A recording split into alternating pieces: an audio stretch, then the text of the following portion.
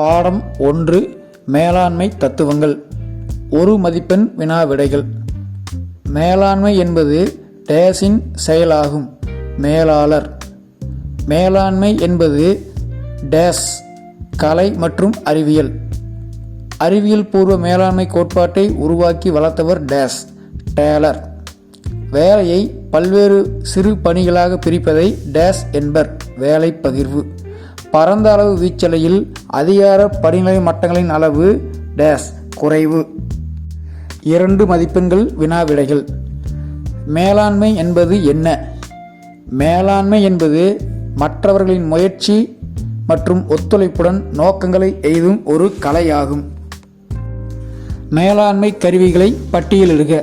கணக்கியல், வணிக சட்டங்கள், உளவியல், புள்ளியியல், பொருளியல், தரவு செயலாக்கம். அதிகாரம் என்பதன் பொருள் தருக. அதிகாரம் என்பது ஒரு அலுவலர் தான் கீழ்ப்பணியாளர்களுக்கு ஆணையிடும் உரிமையை குறிக்கின்றது. மேற்பார்வை வீச்செல்லை என்பதன் பொருள் யாது? ஒரு உயர் அலுவலரால் திறமையாக மேலாண்மை செய்யப்படும் கீழ்ப்பணியாளர்களின் எண்ணிக்கையை மேலாண்மையின் வீச்செல்லை குறிக்கின்றது. 3 மதிப்பெண் வினா விடைகள். மேலாண்மையின் வரைவிலக்கணம் தருக. மேலாண்மை என்பது முன்கணிப்பு செய்தல், திட்டமிடுதல், ஒழுங்கமைப்பது, கட்டளையிடுவது, ஒருங்கிணைப்பது, கட்டுப்படுத்துவது. கூறியவர் ஹென்றி ஃபோயல். மேலாண்மைக்கும் நிர்வாகத்துக்கும் உள்ள வேறுபாடுகள்.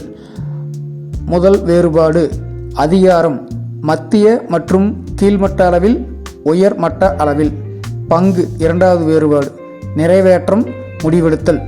3வது வேறுபாடு முக்கிய நபர், மேலாளர், நிர்வாகி. 4வது வேறுபாடு பணி, நிர்வாகம் மற்றும் ஆளுமை, சட்டம் மற்றும் தீர்மானித்தல். 5வது வேறுபாடு தொடர்பு தன்மை, கொள்கைகளை செயல்படுத்துதல், கொள்கைகளை உருவாக்குதல். டேலரின் மேலாண்மை தத்துவங்கள் யாவை? 1. அறிவியல் கட்டை விரலின் விதி அல்ல. 2. இணக்கம், சச்சரவின்மை. 3. மனப்புரட்சி.